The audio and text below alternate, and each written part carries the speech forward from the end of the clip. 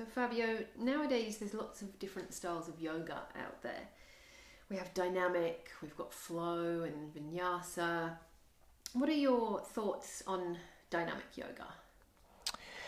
Well, it's a good question.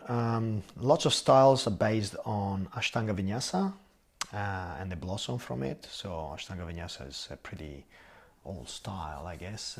Blossom from Krishnamacharya and then followed up by Patabi Joyce. The new styles of yoga are based on a series, the primary sequence of Ashtanga Vinyasa, and they're based on quite an aerobic kind of movement, fast flowing. And generally, people likes the fact that they sweat, they perspire, and they feel a strong workout. And that's also how the Ashtanga Vinyasa got a grip on the Western people. However, there are ways in which you can move dynamically that is not so vigorous or not so intense on the body and not so demanding on the joints. So there are ways to move dynamically that are a lot more gentle for your body, more nourishing as well. Okay. And what are the benefits of moving dynamically in a yoga practice like this? Well, let's say the dynamic movements, let's say moving your arms up as you inhale and draw your arms down as you exhale, that is a dynamic movement, is a simple sequence obviously, has the advantage is to prepare your body for real life. So you're moving dynamically in life, you're walking, you're kind of like constantly twisting, turning, flexing, but with consciousness. And you can do that to prepare your body for stronger movements.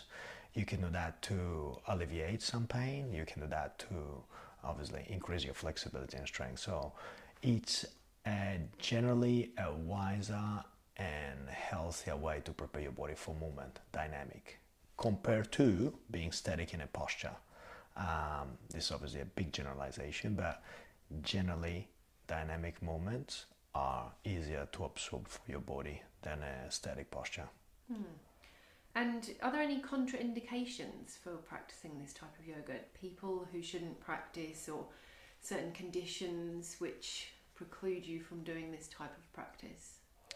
Well, again, depends what you do dynamically. So a strong vinyasa style in which is based on a sun salute, let's say, could be obviously too much for quite a lot of people. People that maybe have shoulders issue or might have a high blood pressure, for example, to big extreme, or maybe asthma in which the lungs are not open enough to breathe. Properly taught and properly practiced are safe enough, but I would say the greatest majority of people practicing very dynamic styles of yoga could be actually detrimental to health. So that, as I said before, benefits of simple movements, dynamic movements, are highly beneficial. So the point is learning how to do those through the use of breath, for example, through the understanding of bandhas, and appreciation of what are your goals and where you're at. So starting from where you're at and developing a practice, the target your needs, individual limitations and abilities, and reaching your goal. In that way become a vinyasa krama or an intelligent sequence. So that's the way I would design a practice, dynamically or not, by the way. Okay, all right, that sounds interesting. Thanks very much. Oh, my pleasure.